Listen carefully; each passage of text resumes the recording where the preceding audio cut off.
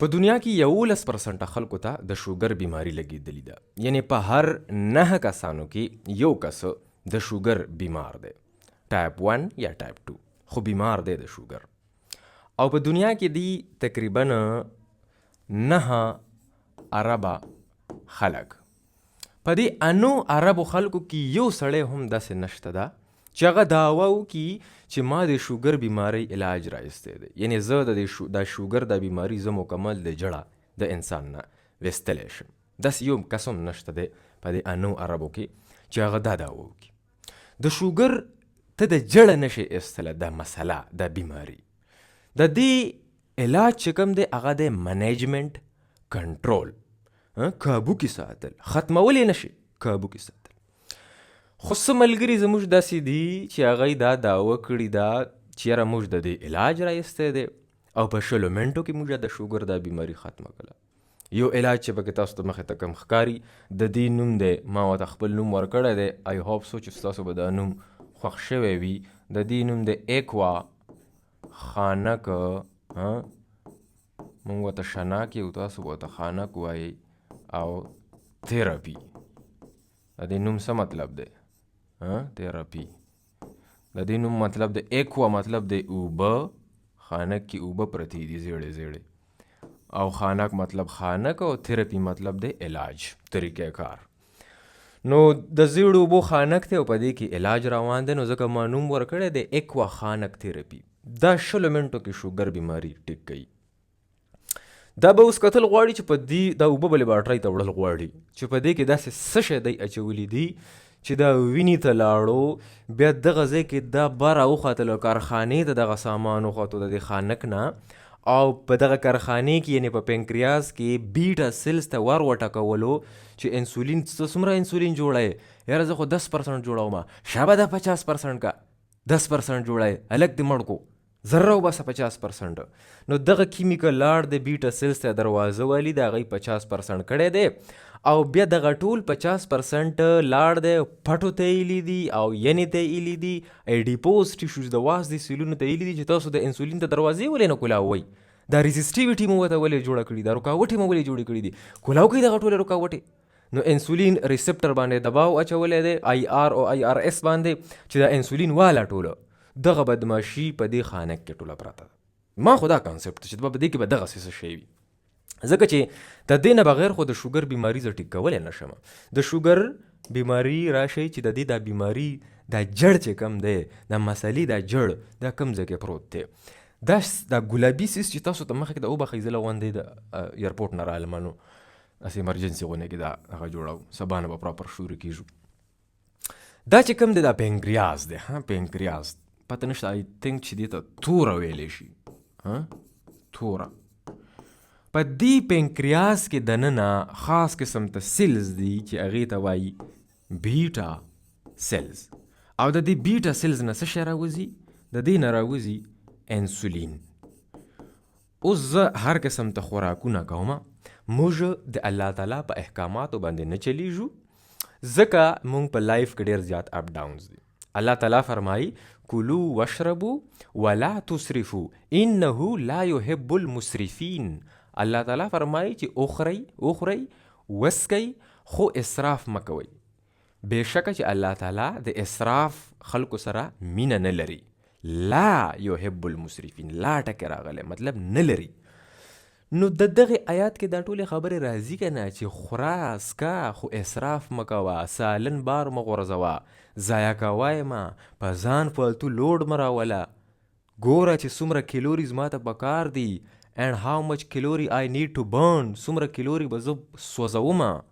اوس تاسو ما ته راکړئ د سعودیا د ملګري جواب چې تاسو سره چې هغه دومره هغه د پلسټکي والا دسترخوان دي، پلسټک والا سپینې، او په هغه چې تاسو د دچکي راپوټا کوي، او داسې ګیر چاپېره ورته کیلې فروټس مرسوم کېدی، او هغه ټول پولاوونو نه تاسو ووځئ، بیا څوک 4م کاټ ته وخیږي، څوک 3م کاټ ته وخیږي.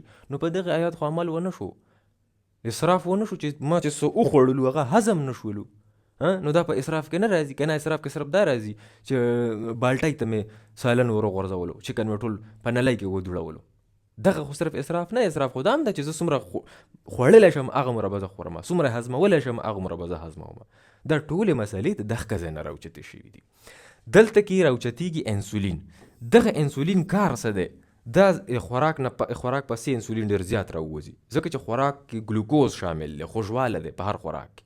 دغه خوږوالی زما وینې کې روان شو، خجلت راوخوتو په وینې کې، سیګنل لاړو دلته چې بهی په وینه کې ډېر خوږوالی دی، دې راویستلو انسولین. انسولین په ټول بدن کې خور شو، په وینه کې روان دی، او ور یې وټکولو چاته ینې ته، ور یې وټکولو چاته مسلز ته، پټو ته، او ور یې وټکولو چاته وازدې ته، ټولو وازدو سیلونو ته، چې انسولین ډېر زیات راوختی دی، خدای مو بخښه، او دا شوګر ډېر زیات راختی دی، او دا شوګر یې ټولې راوالی او ځانونو ته یې ننباسئ، او که سټور کوئ یې او که نه استعمالوئ یې، که طاقت ته نه جوړوئ او که ځان سره کیدئ، خو دا ټول والی. دا چا خبر وړو؟ دا انسولین وړو. اوس زه د ځان خیال نه ساتم، خیال بیخي نه ساتم. نو دا انسولین راوځي، ورونه ټاکئ، ډېر راوځي، ډېر راوځي، ډېر راوځي، او دا انسولین چې په کومې دروازې د پاسه لګي هغې ته وایي انسولین ریسپټر. دلته هم لګېدلی دی، دلته هم لګېدلی دی، دلته هم لګېدلی دی. او دا انسان دومره خوراکونه کوي چې په ده باندې خېټه وختله، غټ شو. چې غټ شو نو د ده په دې وازدې په دې سیلونو کې د دې ځای نه څه شی راووځي؟ کیمیکلز راووځي. کیمیکلز، دغه کیمیکلز په وینه کې ګرځي. په دې کې یو ډېر مشهور کیمیکل دی چې هغې ته وایي ټیومر نیکروسس فیکټر الفا. دا کیمیکل په دې دروازو د پاسه ولګي او دا دروازې بدلې کی، شکل یې بدل کی، موډیفیکیشن پکې وکړي، سیرین فاسفورایلیشن ورته ویلی شي ټیکنیکلی. دغه دروازې چې بدلې شولې، اوس انسولین راځي او دې دروازې باندې کوشش کوي چې زه ورننوځم، دی ته خبر اوسم چې ډېر شوګر دی په وینه کې، خو دغه دروازه ورته نه کولاویږي. دې ته وایي انسولین ریزسټنس. د دې انسولین که بدماشي ختمه شوه. دا ټاپک ګوره ما کړی دی، شاته وګورئ هغه لیکچر خیر دی په تفصیل کې، په دې به تفصیلا خبرې کوو. دغه دروازې دته نه کولاویږي، چې نه کولاویږي نو دلته پنکریاس ته بیا خبر راځي چې بهی څنګه چل دی، انسولین خو ګرځي خو دا شوګر خو نه کابو کېږي، دا څنګه چل دی؟ نو پنکریاس که رایستلو فار اگزامپل 10% انسولین، اوس به دی راوباسي 80% انسولین، چې موږ دا مسله اواره کو.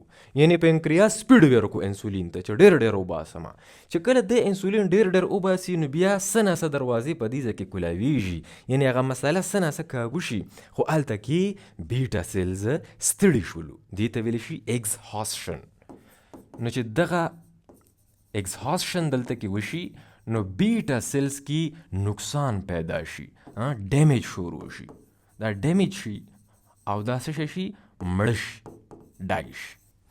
دې کې بیټا سیلز کې مرګ روان شو. چې مرګ روان شو نو د 80% نه ډایرکټ شی لاړو 100% ته، 100% انسولین اوس صرف راوځي. اوس ګوره انسولین کم هم شولو او هغه بدماشي هم نه چلیږي هلته. نو یو طرف ته ورته رکاوټ دی، یعنی ریزسټنس دی، او بل طرف ته هلته پیداوار هم کم دی. دواړه نقصانونه په یو ځای روان شو او تا د شوګر مسله جوړه شوه. اوس به لکه په خانک کې د مسله زه څنګه اواره وم، نو دا به زه څنګه چل کوو؟ په دې 9 اربه خلکو کې دا اوس په سوچ کې پراته دي دا ټول خلک چې موږ داسې څه جوړ کړو چې موږ د شوګر د مسله د جړه وباسو. خو دا یو ډېر غټ چیلنج دی. دا میټابولیک ډس آرډر دی، د خوراک د هاضمې د خوراکونو مسله پیدا شوې ده، او دې ته سایلنټ کیلر ویلی شي. په خاموشۍ سره به دا مسله روانه وي او د انسان به ورو قبر ته نږدې کوي. سایلنٹ کیلر دی. او دا ملټي آرګن ډس آرډر دی، ملټي ډیر آرګن اعضا ډس آرډر بیماری. مونږ که اوس وغواړو چې یاره دا شوګر د مسله د جړه ختمو، نو زه صحیح شو ما یوه دوایي جوړه کړله، دا واله دوایي جوړه شوه. اوس دې دوایي کې څه چل کوو هلکه پیله؟ دا دوایي به څه چل کوي؟ بیټا سیلز چې څومره هم دي، چې څومره هم پاتې دي که نه په دغه لیور کې، په دغه پنکریاس کې فار اگزامپل 10% پاتې دي، نو د دې دوایۍ د وجې یا دغه بیټا سیلز ما لیبارټرۍ ته وړو، هلته مې وکرلو، بیا مې ده ته راواچولو، نو دا ما کولو 50%. ټیک شو؟ نو بیټا سیلز ما ډېر کولو، چې بیټا سیلز ډېر شو مطلب اوس به انسولین لغونده ډېر راوځي. ټیک شو؟ دا مسله خو اواره شوه. خو صبر وکړه که نه، دلته چې اوس ریزسټنس جوړ دی، د انسولین خو ته ډیر کړلو خو بدماشي خو نه چلیږي د انسولین هلته چې رکاوټ راغلی دغه ته چې دروازه نه کولاویږي انسولین ته نو زه چې اوس دغه دوايي په ینې باندې اپلای کړو ینې ته لاړ شو او ینې ته دا درخواست وکړو دا ولا لیور هلته چې انسولین بدماشي نه چلیږي نو ینه هیڅ بیسه وینې ته شوګر راولي ګلوکوز راولي نو د هغې د وجې په وینه کې ګلوکوز هیڅ بیسه سیواوي انسولین چې کله هم په نارمل حالاتو کې راځي انسولین رالو نو ینې ته یې وي چې ګوره شوګر راونولې لاندې وینې ته ینې ته یې وي چې شوګر به نه راولې وینې ته شوګر ځان سره جمع کا او نه د وازدو نه شوګر جوړ کړي دا کاتب هم نه کوي دا په باندې اډر یې ورته وکړو یلې ورته اوس چې د انسولین بدماشي دلته کې نه چلیږي په ینې باندې نو ینه هیڅ بیسه ګلوکوز راولي نو اوس به دغه دوايي چې تا کومه جوړه کا نو دا کار خو دې پکې وکړو خو دې ته به هم اوس دغه دوايي را رسوي چې به د ګلوکوز مه راوله دلته کې وینې ته او دا انسولین هم اخله دا ریزسټنس هم ختم که د ځان سره داسې کار به هم نه کوي دا دوه اډرونه به دلته هم کوي په دغه کې دوایه باندې ښځه دا دې م وکړو دا دې م وکړو اوس مونږ ته په دغه کې دوایه نه یو دریم شی بل هم پکار دی څه شی پکار دی مونږ به اوس مسلز ته یعنې پټو ته به هم دغه دوایي رسوو مسلز او مسلز ته به وایو چې تاسو د انسولین ته دا دروازه کولاووئ د آی آر چې کم دی په دې کې چې دا ریزسټنس راغلی دی نو کاینډلی مهرباني ده تاسو به ډېره غټه مهرباني وي چې تاسو د انسولین ته دا دروازه کولاووئ چې هلته کې ګلوټفور صحیح راووځي دا به مسلز ته هم درخواست کوي نو دغه دوایي به دلته هم درخواست کوي دلته به هم درخواست کوي دلته به هم درخواست کوي خو ودره څلورم درخواست دی بل هم دی اوس به یو بل سړي ته هم درخواست کوو هغه څه شی دی څلورم کس څوک دی څلورم کس دی ایډیپوز ټیشوز د وازدې والا خولیو ته به هم ځو هلته به ورته وایو چې تاسو کیموکاینز مه راوباسئ دغه کیمیکلز مه راوباسئ دغه ټي ان اف الفا مه راوباسئ ټول انسولین ریزسټنس موږ ته د دې ځای نه راغلی دی تاسو دا مه راوباسئ نو داسې یوې دوایه کې داسې جرات نشته دی چې هغه تا ته دا هم ټیک کي دا هم ټیک کي دا هم ټیک کي او دا هم ټیک کي د دې یوه دوایي په دې اناره به خلکو کې نشته دی چې هغه دا ټولې مسالې روانې کړي دا پنځه شپږ اعضا یې راخیستې وي ځان سره یې کابو کړي وي خو په دې خانه کې به څه وي دې کې به خامخا څه وي چې دا د لیور ته هم رسېدلی دی پنکریاس ته هم رسېدلی دی دلته لیور ته هم رسېدلی دی په ایډیپوز ټیشوز کې هم خور شوی دی مسلز کې هم رسېدلی دی دلته ټولو ته ویلي دي چې هلکه انسولین اخلی هم او انسولین ډېر جوړوه هم پنکریاس ته دا هم ویلي دي راځئ چې د دې خانک نه دا کیمیکل راوالو او دا وګورو چې دې کې داسې دا خو ډېر قیمتي کیمیکل لکه دا ډسکور شو ټوله دنیا به په بله اړولې وي چې دا علاج هر چا رایستی دی خو دا علاج باندې غور وکړئ او فکر وکړئ